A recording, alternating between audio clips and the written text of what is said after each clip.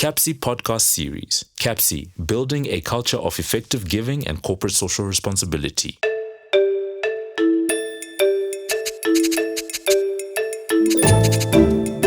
Hello and welcome to the CAPSI series. We are building a culture for effective giving and corporate social investment. We are bringing philanthropy closer to you. I am Bhekinkosi Moyo, the Director of the Center on African Philanthropy and Social Investment. I'll be your host today. Joining us today is Mmabatho Maboya, the CEO of the Cyril Ramaphosa Foundation. Welcome, Mmabatho. Thank you so much. Nice to have you. Thank you very much. Thank you so much for joining us, Mmabatho. As you know, this series is informed by our desire to tell positive stories of giving, of resilience, of sharing, and of philanthropy. But before we get to the work of the foundation, we want to know who Mmabatho is. Please take us from the very beginning.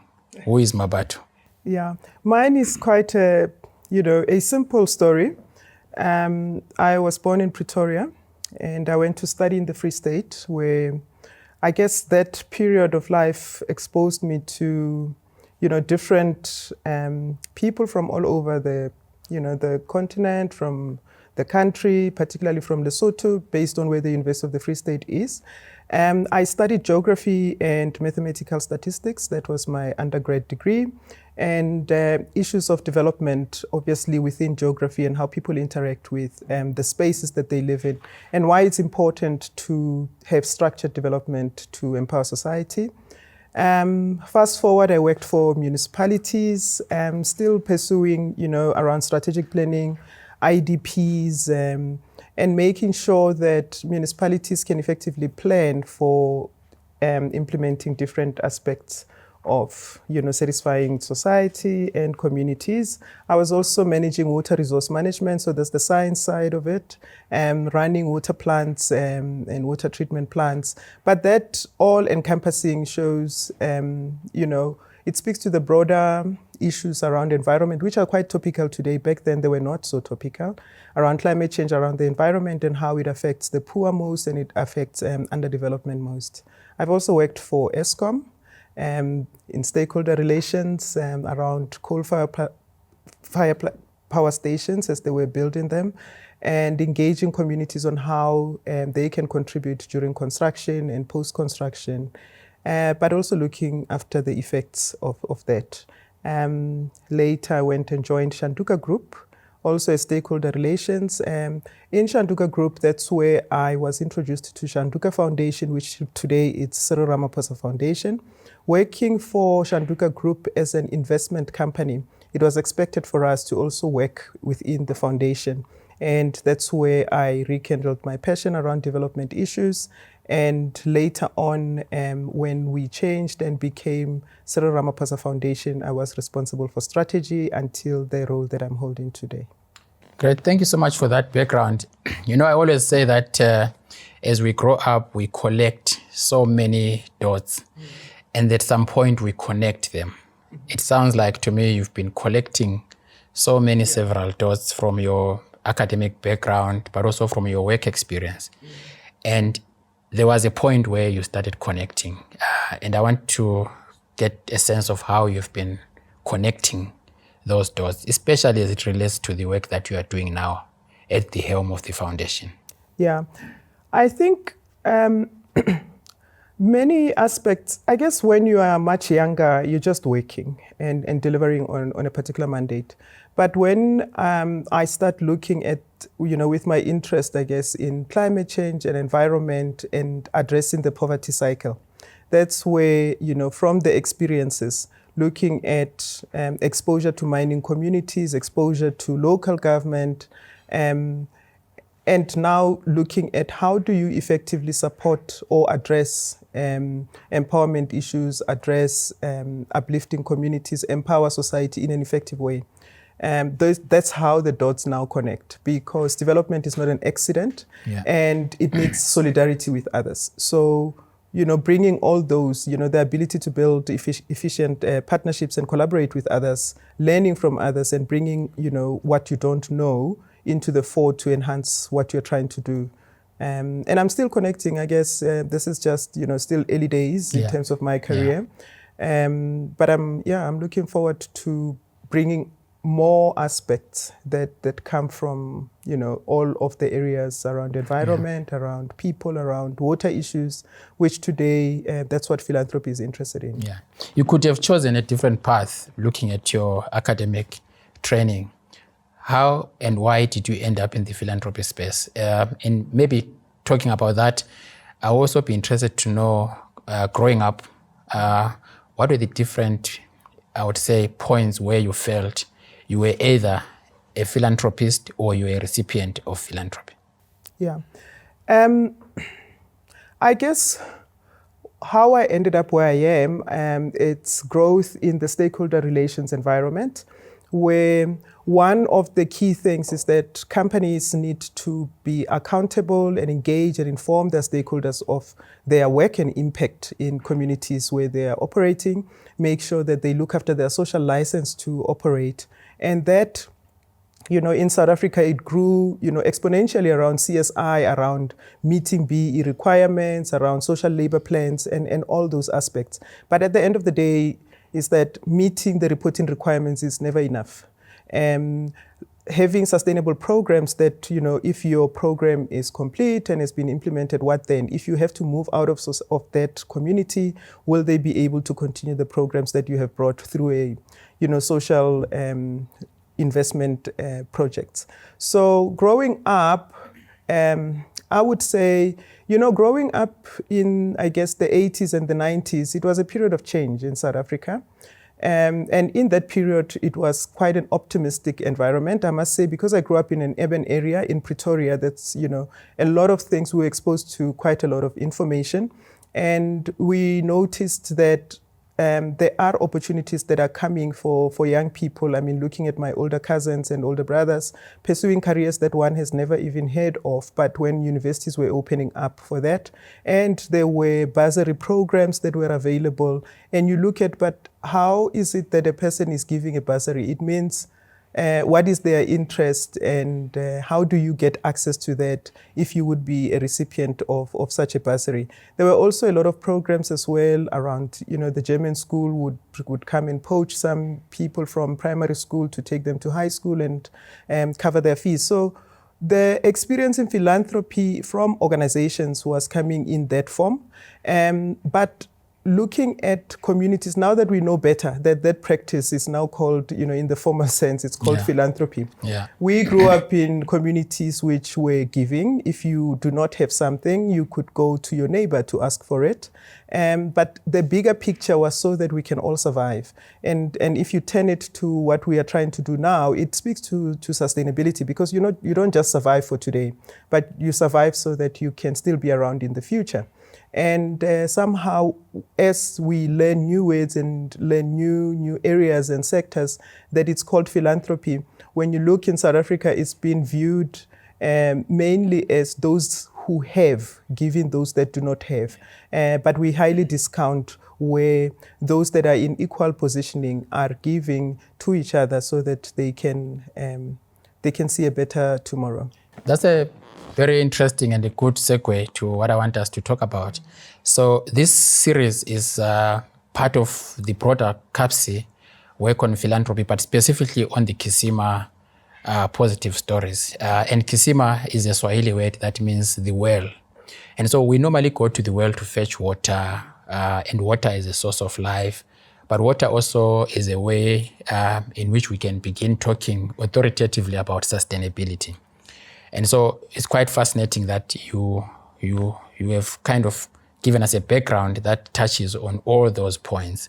And yet you are at the helm of one of the biggest foundations in the country, whose patron is the current president of the country.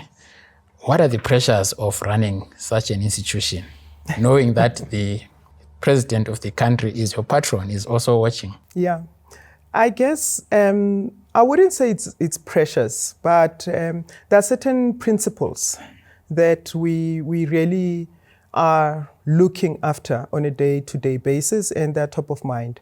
They are not necessarily pressures, because that's just how business has to be done. So one of the things is to make sure that our programs are above reproach, that, how we engage with partners, how we start programs, how we implement and account for the finances of what we're doing is above reproach.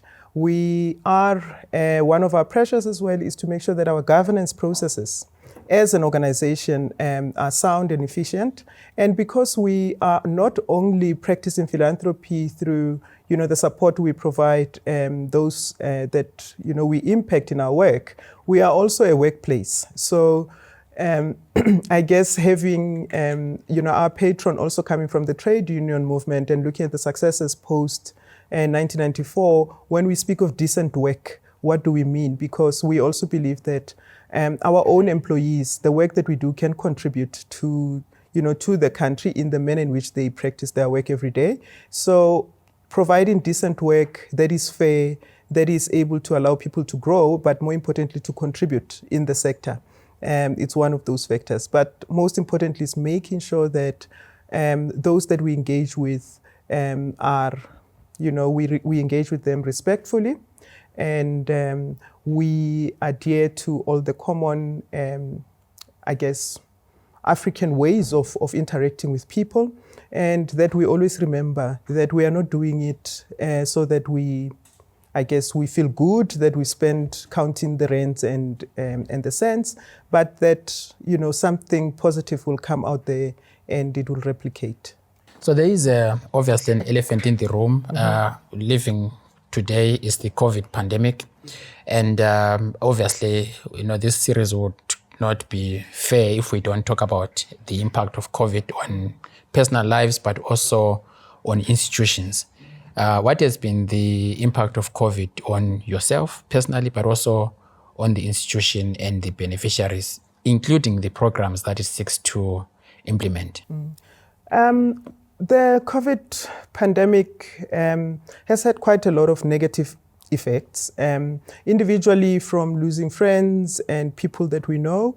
But I think mainly it's the effect on how we lead, how it has affected how we lead and how we needed to adjust. Because, having the role that one has been asked to fulfill requires that you motivate people during difficult times, but still make sure that we are still impacting and delivering those, our beneficiaries that we've promised that we would assist and do so very well. So the pandemic has also exposed cracks that have always been there. Cracks that perpetuate inequality in South Africa, inequality of opportunities. Our work is in education, basic education. We've seen how young people, those in foundation phase and primary schools missed a lot of days of school. And now we have to see how do we close those gaps, because we know that those gaps, they actually accumulate. And so the COVID-19 pandemic, I think it added to the other pandemic that we are having of poverty and equality and inequality.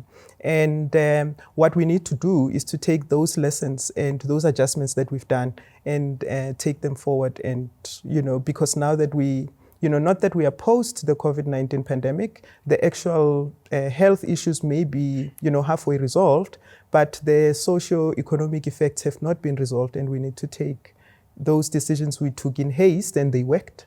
We just need to replicate those. I would want us to come back to the work of the foundation, especially its programs and geographic scope and the impact. But take us back to the beginnings. I think I've heard from you that the beginnings of the foundation, or the initiative, if I might put it that way, is tied to a typewriter. Yes, a fax machine. Can we talk about the fax machine? Yeah. There's a fax machine component here. Yes. So maybe just a few steps before I get to the fax machine, because actually the fax machine is the second part, bringing the story together.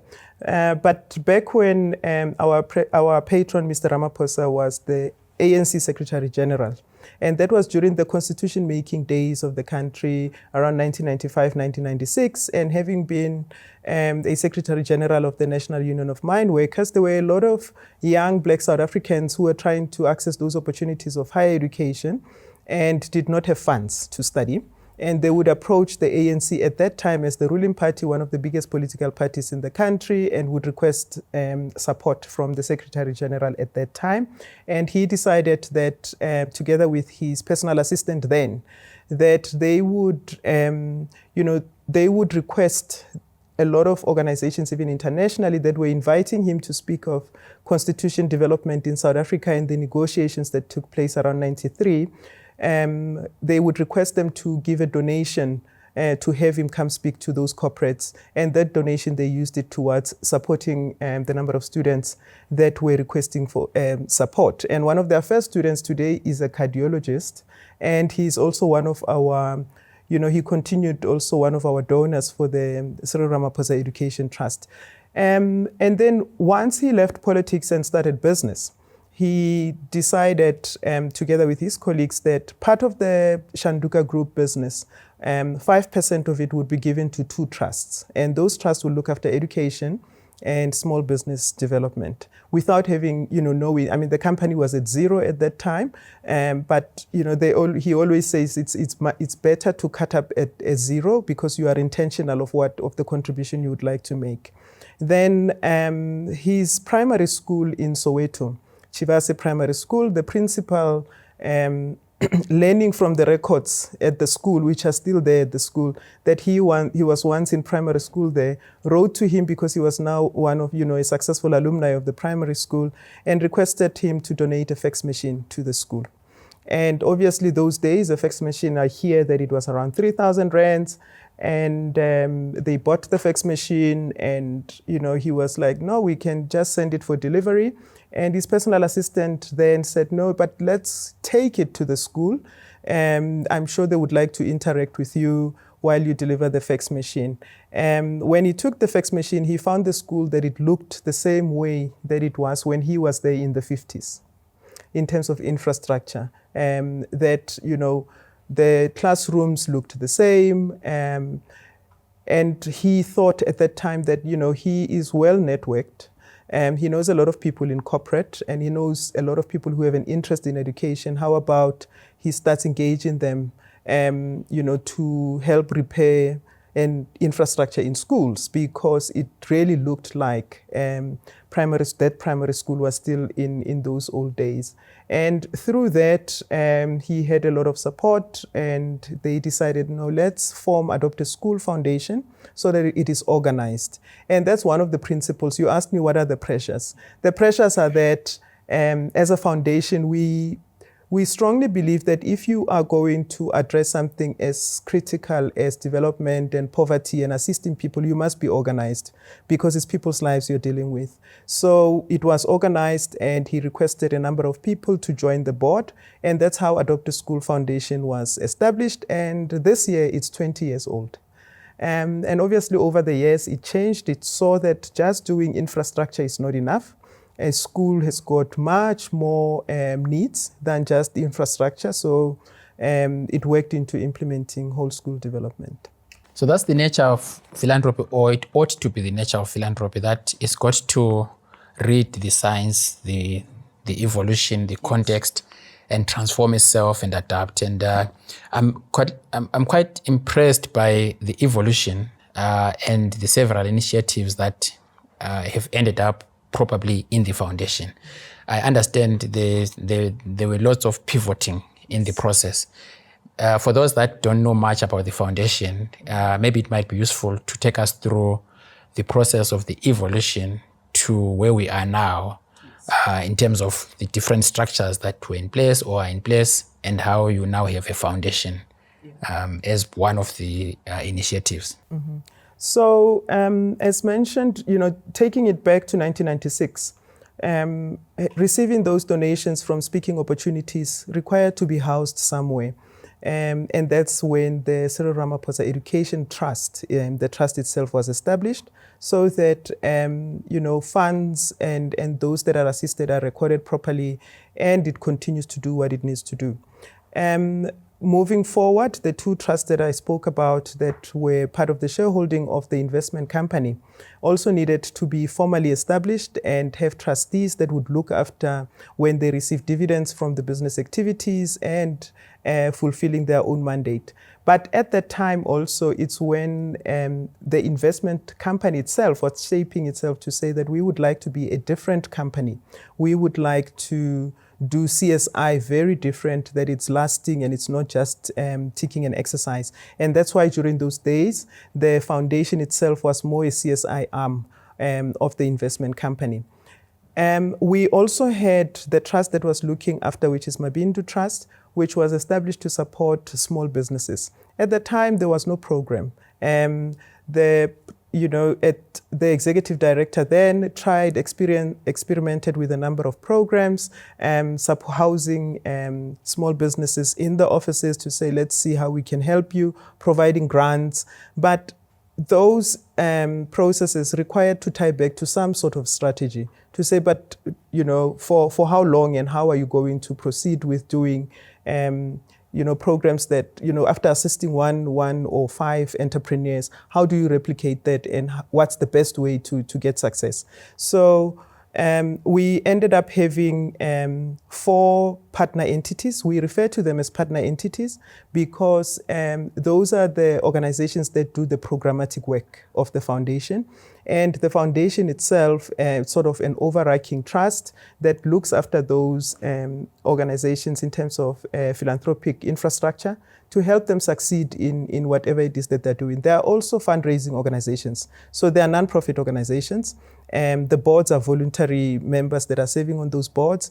They raise funds to continue the work, but to also leverage the network and bring together others that would like to make a difference, but do not have a capacity to do it all alone, would like to join in with other people. So governance processes are quite central to our work. They're central because we see the work of the foundation continuing way beyond all of our lifetimes. And we see the work that we do having to be, sort of grounded. It's not charity, it's philanthropy.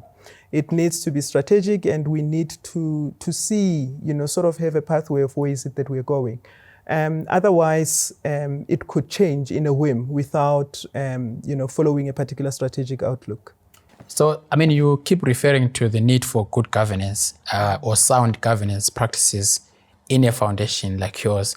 And I wanted us to address one component of governance, which I think your foundation did very well, which is around the political assumption of office by your patron, and some of the processes that you as the foundation had to go through in order to manage some of the governance principles. It might be useful for people watching this series to understand exactly what the foundation did, so that we understand that there is a patron, but the patron is actually not really the person running the foundations. Yeah. So in 2014, before, when our patron became deputy president, we somehow started looking at what is the strategy, because he was divesting from business and the organization had to have its own independent stature. And fast forward to that, none of us knew, obviously, as as I was alluding to our history, that he would hold this highest public office. So come 2017 and early 2018, he became the president of the country. And for us, our governance processes are cast in stone. We've got a governance framework that speaks of having 4 meetings, that having trustees participating, that decision-making that can be recorded and followed through. So during that time, he was the chairperson of the foundation, and looking at where we would like to be, given his commitments, to serve the people of South Africa and Africa, I guess, and the world, as well as the demands that we have in the foundation, we went through a process of changing our trust that it can have a position of a patron, as well as appointing a new chairperson and a new deputy chairperson from the trustees that we currently have. And that for us was quite important because looking and managing perceptions, and as well as managing the actual realities of around time, around, expectations, because we work daily. So we have a strong leadership executive team that runs the organization, and the board of trustees meets with us quarterly, where we report on progress on a strategy that has been approved in 2017, and obviously it adjusts and pivots in time. So we have strong mandates, so we don't do anything and everything. The work that we do must follow through with our strategic plans and outlook. Will I be right to say that you probably are one of the few people in the foundation that has gone through several iterations of the foundation in different roles, of course. I think one of your, it says your predecessor, Doneni Kor, actually described your assumption of the position that you are in now as a natural and worthy successor, given the role that you had played in supporting the office of the CEO. But you also joined the foundation initially as somebody who was responsible for strategy and partnerships. And so as somebody who has been central in most of these iterations, I see a particular focus, but also interest on strategy. Most nonprofits might not take strategy as one of the key, I would say, impetus to actually do what you are doing. In other words, if you are to be a vehicle that supports and makes development to be effective, you've got to have a strategy. What would you advise other nonprofits to do when it comes to the area of strategy? The area of strategy, and you're right, that is one passion, and I'm still part responsible. I guess I did not replace myself in terms of the foundation strategy. That's one area, that's one of my strengths.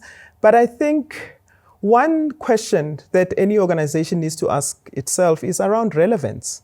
Non-profit organizations, we are all solving societal problems. But the question is the problem still relevant? What if kind of questions, and looking at research to say where it is. So what we did was so our strategy was quite heavy on research. You may like that. We've got a research department at the foundation that helps us to keep looking at that relevance, because things change and things move. So we had to look at, yes, we know education requires support. And we know youth development is a challenge. We know entrepreneurs require support. And we know what it is that we are doing. But is that what is required? And who else is out there? And how are we contributing in solidarity with others? If we are saying that we are addressing poverty, it can't be in isolation. We have to look at the broader global goals around the Sustainable Development Goals, look at the National Development Plan, because we think that it encompasses more people and participation that we could ever reach. Even if we liked doing, small anything that is just because it's my hobby or anything like that, we had to ask ourselves, how is it contributing towards broader developmental goals? And doing that, of course, requires you to say, all right, if that is the case, are we still relevant? Yes, and qualify that relevance with information that you would have required from research, and not academic research really, Becky, like more around business intelligence reports that tells us that these are the opportunities where there isn't enough, and these are areas where more funders are flocking towards, but these are the gaps that would still be required to someone to support. So that's I would say that any organization that is serious about impact would need to stop and think about the relevance of the work that they're doing and how is it contributing and collaborating with others so that we can achieve broader goals. And of course, that speaks to issues of effectiveness. And philanthropy plays several roles. And of course, you are a foundation. So the approach that you take could be different from an individual or from a corporate and so forth and so on. What would you say has been the most effective way of giving as a foundation, and what has been the impact on the ground? I mean, we keep talking about bigger problems of inequality and poverty. These are not going away. Some people would say philanthropy is just a drop in the ocean. But I want to believe that foundations like yourselves and others can begin to tell us positive stories of impact and positive stories of influence.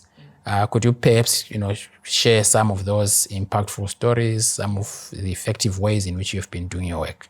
Yeah, I think one of the, I'll just move straight into an example. One of the most effective ways, I would say, of giving that we did was going into a partnership with Kagiso Trust to establish KST.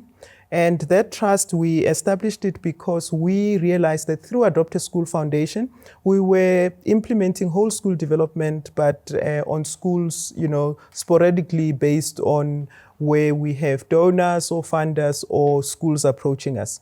We went to Kagiso Trust, which is one of the oldest foundations in South Africa. And we said, you are implementing education and you've been successful, particularly around leadership. We've been successful around also curriculum and infrastructure development. How about we take the best of both our models and pilot and see if we can go and tackle one full district? Would we be able to achieve, broader impact than just from improving one school at a time? And when we did that, we decided that let's do it as a matched funding approach. Ourselves, we contributed 100 million rands for 5 years, and Kagiso Trust also put in 100 million rands. And we said, let's go look for a partner. Because if you are going to, have any meaningful impact, you have to work with government. You have to somehow see how you partner with government, if that is, in terms of direct program work. And in education in South Africa, we know the scales in terms of the number of no-fee paying schools, and we know that government has not been able to reach the levels of quality education that it had anticipated to reach. So we went and approached a number of provinces, and the Free State province agreed and said that we would partner with you and we'll match your 200 million rands and let us implement this pilot. We went to the Free State in 2013. We piloted our model in the Fezile Dabi district and in 2 circuits called Muteo, in Muteo district, in Botshabelo and Tabanchu in particular. Working in those schools, in over 280 schools, we decided that the best way is to have a theory of change, of what change do we want to see, although this is a pilot, because the lessons that would come out of that contribution should be able to be scalable or replicable. And if we totally fail, that is what some of the risks that philanthropy takes, because we can afford, not to fully succeed, because we can change and tweak quicker than many other systems, particularly government systems. So we had said through our theory of change is that if you improve and contribute towards improving the district Department of Education, and you support the school leadership and the educators, and you have involvement of parents, you could have greater education outcomes. That was the main thing that we were trying to do. So it was a systemic improvement of education, and we believed that if you improve the system, you can reach more schools, even not the ones that were not directly under our program. And indeed, Becky, if you look at the performance of the Free State Department, because matric results is our main measure now. The district that we have worked in both of them have been the top districts. Fezile Dabi has been #1 district in the country, performing at over 80% pass rate, and the quality of their metrics at over 40%. And last year, I guess the 2021 results, Muteo district also coming up tops. And it shows that, over the years, the sustainability, concentrating on sustainability, making sure that you support the educator other than just supporting the children, the learners in a particular grade. It helps you because if that educator is going to be in service for 10 years, all the classes that will go through, that educator would have the benefit of your contributions in the long run. The systemic support is also encouraging and sharing different ways of doing things with the department, working with them to sort of train and capacitate them around instructional leadership, around leadership development in schools, so that they could also run those programs in other schools that we have not managed to reach. So that's one of our success, I would say, that shows collaborative philanthropy, what it can achieve and the impact that it can achieve. And, even if, our pilot came to an end last year in August, we are consolidating the lessons because we are now continuing to implement the same program through the Anglo-American Schools program, and we are now working in 3 provinces. So those approaches have shown us that patience in building strong partnerships is not easy, but we have to, to work together so that we can make it work. And if we are clear on who the beneficiary is and the type of change we would like to see, we are able to follow through with that. So, I'm having goosebumps because if we were to have similar processes done by other foundations, where they pick a province, they pick schools, and they follow on like the way the foundation has done, a lot of our challenges in education would be resolved they'll be resolved quite much sooner than we have done. But I'm also hearing a story of 2 institutions that had a determination to actually want to do this. And I'm wondering whether you have managed to influence others, because you are not the only big foundation in the country. We always refer to your foundation as one of the high net worth individuals foundation. And I know we have debates around what that means. But there are equally other foundations that have been established by those who are well off in society. And I'm just wondering whether there's a way in which your work or their work plays a role in influencing attitudes, but also practices. Because this is one example which we can celebrate about an intervention that has led into a scalable outcome. Yeah, look, there's been a lot of progress. We work with quite a number of foundations. There are foundations that particularly those that work in education, like in this program of KST. When we got to year 4, we approached First Rand Empowerment Foundation, which also came in as 100 million rands contributor to the program to work on the 3-year sustainability to make sure that we entrench that. So there are those foundations that have decided that their work would be to work with others to improve the systemic challenges that we have. And there are those that may not be as large maybe as others, but have said that if we were to contribute to education, we would like it to have particular effects. And that's where you find that foundations that work with us in Adopt a School Foundation, we've got quite a number of those. We've got the WFK, the Kunene Foundation, that has adopted quite a number of schools and have improved schools in the East Rand, in Vosloorus. We've got Dr. James Motlatsi, who has also adopted schools together with Anglo-American in Lesotho. That's why we have schools in Lesotho. And so there's quite a number of philanthropists that have supported our work, but it's not only supporting our work, it's helping us expand it and continue with it, because if we all go our way, we may not reach common solutions. Talking about influence and collaboration, I know that you personally and the foundation are playing leading roles in IPASA.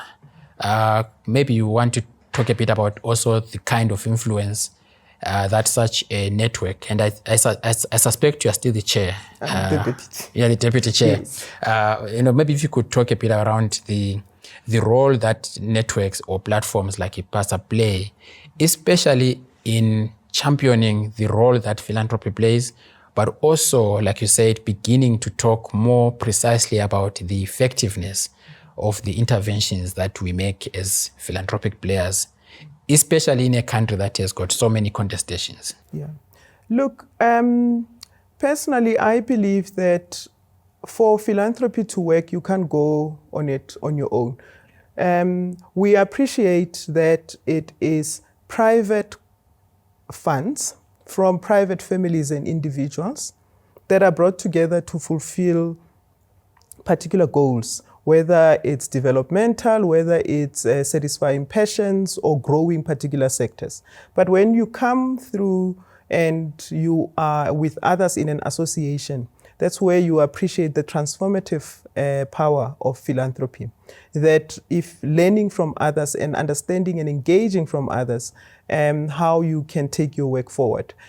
So associations such as IPASA, which is the Independent Philanthropy Association of South Africa, bring together different types of foundations and organizations, from those that look after philanthropy in the banks to small family foundations, large family foundations, corporate foundations, and we come together, looking after our different sectors to say that if this is what you are doing, am I able to come in and partner with you? What is the best way? How do we move from just temporary giving but to strategic giving? How do we respond to disasters in a meaningful way? How do we support non-profit organizations that are doing well and can contribute to our perspective as different foundations and organizations? So I think, and also interacting with academia, with ourselves, to say that whatever it is that we're doing, how do we get an independent lens? Because we have to position and appreciate that philanthropy in South Africa and in Africa is practiced different from many international aspects. Firstly, from a tax perspective, we have different rules that apply to us on managing how we are contributing to the funds. But secondly, on how the philanthropists themselves prefer to give. Because ourselves, as there's a term that says philanthropic overseers, we are not the actual philanthropists. Yeah. So overseeing that philanthropy, it has to resonate with those African values that most of the founders had anticipated in their giving. Yeah, so I mean, we have termed that also as philanthrocrats. So we're managing other people's resources, yes, so to speak. I've found IPASA and other platforms like that to be very useful in terms of providing peer-to-peer learning. And we've just heard from you about the positive stories, especially in the area of education, that the foundation has been championing. Have there been any pitfalls on the way? Because philanthropy, like you said, is risk-taking, is nimble. But we take those risks because we want to create opportunities if we succeed to then scale up. And I'm sure there have been some pitfalls, some mistakes that you have come across as the foundation or you have made as the foundation. It's always useful or even nicer to hear mistakes of those that we consider to be the leaders in society, because it then demonstrates to others that they shouldn't just give up because they've made this mistake. Yeah. There are a lot of lessons from the work that we're doing. And I would say, that's why I prefer to say they're lessons, because we knew that it's not smooth sailing going into different, into the different work that we do. For instance, one of the lessons that the reason why we evolved from just providing school infrastructure to looking after the whole school development in that particular way was that infrastructure on its own, those schools that we were supporting back then would, the ownership of that has been, of the intervention would still remain with the foundation and not with the recipient. So as time went, we realized that, even the maintenance, as time went, some would still, mention that the windows are broken on that hall that you built. Can you come and assist us? And that's why we would evolve the way in which we would implement our programs. Other ways, now we know that you have to start with leadership development and have complete buy-in of your stakeholders. Other pitfalls, I would say, were on how we expect things to how quickly turn around and decision making and all that. Because in philanthropy, it's mainly we are a small organization. We can make the decision today, a huge decision, and have all our decision makers engage on that matter. But that's not the case with your stakeholders. You have to wait, you have to follow all the protocols, and that requires patience. But what you can do in that process of patience is to pick up on the lessons and improve on your processes. And being humble in that you are working with others, but they would also provide a lead on how they would like to be assisted. You may come with a wonderful idea. We had, with Black Umbrellas, we have been running incubators throughout the country. One of the lessons now, it's not necessarily a mistake, because it's just evolution with time, is that back then when we started, it was said that Black businesses cannot afford office spaces in areas where they would like to conduct business. But over the years, it became irrelevant, because now with the internet access to homes and all that, entrepreneurs decided to say, look, we don't need you to have a driver to take us to different meetings. We don't need your office space.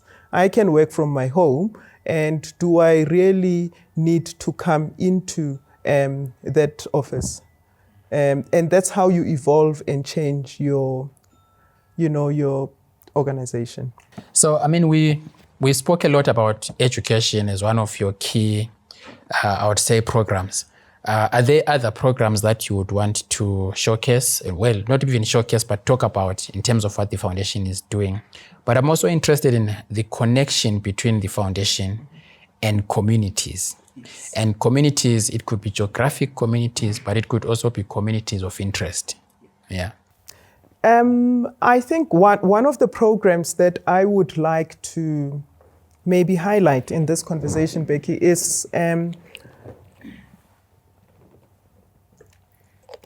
the TARI program for supporting women and children. So in our work, we realized that the socio-economic issues that are affecting children, and particularly women, were affecting the outcomes that we were expecting. So after building a beautiful school, supported educators, and everything is working well, you have improved systems in the district offices. At the end of the day, the environment that people come from still affects the educational outcomes. So we worked with the community of Botshabelo. There was an organization, local community-based organizations that were there trying to address issues such as child abuse, how to get services to support women in their homes and address gender-based violence, but also deal with gangsterism and bullying in the schools. So through that, we established, which is another pilot, it's now in its 5th year, where we established a safe park. We borrowed from a UNICEF model, and we adjusted it to say our sphere of influence is always the school, and if we put this program together, that we are able to support educators in terms of how do they identify vulnerable learners, how do we bring in psychosocial support, how do we bring in after-school programs, how do we make sure that these socio-economic or social aspects that affect learner attainment and learner attendance in schools and possibly reduce dropouts and have them succeed could be advanced. And that program, we found that government had a few years ago trained child and youth care workers. So these were unemployed young people in Botshabelo, but they were already trained and accredited to do the work of social auxiliary. And those networks have assisted us that we can implement that program together through the multi-sectoral approach, have the Botshabelo moral regeneration. I think it's a community-based organization with faith-based organizations in that community to work towards building systems on how we can assist schools, because that's where many children are, and help them attain services. So in those multi-stakeholder forums, which we also have similar in Diepsloot, it's where you find the Department of Justice, the social workers, you find Department of Education, and you find ourselves with the other NGOs that are operating in those communities. And we are able to have success in terms of addressing all those pressing most pressing issues. We've seen that most of the learners that are in our programs, those that were at risk of dropping out and not completing their matric, that last year we had 80% pass rate from just that cohort. So it helps that when we come into communities, you know, an organization does not assume a bigger role, but you join those that we're trying to bring solutions, because most people in those environments understand what is it that they would like to resolve. So in my previous life as a CEO of a foundation, I found out that I was able to drive things based on my passions as an individual. Of course, operating within the confines of the governance systems, the strategy and everything. But I found that if the strategy is anchored on my passions, I'm able to drive things. And I realized that you have passion for education, entrepreneurship, and I think to some extent technology, among others. How have those passions helped you to lead the foundation, but also to lead in the sector? Because, you know, leadership is one of the issues that we really talk about in the nonprofit sector. And yet, if you don't have a strong leadership culture, you might have a strong governance system, but without a strong leader, the two need to be aligned. And I'm keen to hear from you as one of the foremost leaders in the sector on how you utilize your passions to drive what you do. One of, I guess, my passion and passions that allow us to, and allow myself to drive this, is that we've got one of our organizational values. And I know it's so cliche to go to organizational values, but one of those values is inspiring. And the sentence that goes with that is that we are inspired by the people of South Africa and their potential. And keeping that in mind, passion around human potential, around making sure that those that require support or those that could be reached should be assisted. My passions are around children and children's rights. My passion is also around black businesses. Having have grown up, you know, during apartheid South Africa, having have realized that black people have always been enterprising and succeeding in that the notion of calling it entrepreneurship is not a new notion, which is one of the mistakes that we make. So those passions keep it, you know, keep one alive to saying that there is something that we can do, and there's something always bigger that we can do. And there's always someone who has done it before, and we can reach out to them. And that brings on how we lead as well. And I guess leadership as well is one of my other passions. You know, I think that leaders should be conscious when they're leading. In the organization, we always ask that when confronted with the problem, in how you were approaching it, we would ask, but where were you leading in that process? Did you provide what those that would be following you, did you provide with the necessary guidance? Were you consistent? What is it that is expected from a good leadership culture? And how can you lead such that you empower others to do their best? And how do you lead such that others can assume and protect you from your own mistakes? Because as an individual yourself, you also can make other fatal mistakes in the way that you run organizations and all that, and providing people with space to excel. And I guess that is more on believing in that human potential, that as people we are capable of doing more than we are normally afforded the opportunity to do, and to be reassured and given confidence that if we make mistakes, it's okay, and we should learn from those mistakes. So Mmabatho, I think there's definitely a need for part B. Yeah. Definitely a need for part B. There's a lot to talk about, but I want us to end this by going back to the fax machine. Yes. And I want us to go there because I think leadership, trust, loyalty are some of the elements that we probably underestimate. And there's one constant person in the foundation. Yes. Whose time stretches back to the fax machine. Donnell. Yes. Can we end by talking a bit about her? Oh yes. Donnell Nicole, she's been, you know, she's a trustee of the organization. She's one of the founding trustees and was also our CEO. And her role, I think, from a personal perspective, is that she believed in the vision that what could be achieved if we contribute into these specific sectors. If we are serious about it, we can really make a difference. She is also one person who is pro-development, who would put her best foot forward to make sure that those that can be reached should be reached. And one way that she has enabled the organization to traverse the number of years was that she has been a great assistance and a great help to our patron in terms of realizing the vision of philanthropy that had to be practiced. So she has been a constant in our foundation, and she is still a driver even today of what it is that we would like to achieve. And I think it's more, yes, you mentioned loyalty, but it's not blind loyalty. Yeah. It's loyalty that moves you forward and can put you into the next steps. Mmabatho, thank you so much for doing this, but also thank you for giving us the opportunity as an academic institution to have this conversation, but more importantly for us to write the case study of the foundation, which I'm so excited about. I hope that the journey in writing this case study will add to what we have just discussed about. But I'm very positive that we will need a part B. There's a lot of themes that I would want us to explore.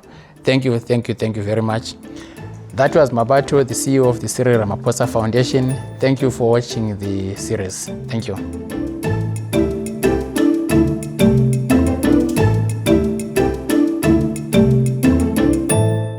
You've been listening to the CAPSI podcast series, talking all things philanthropy.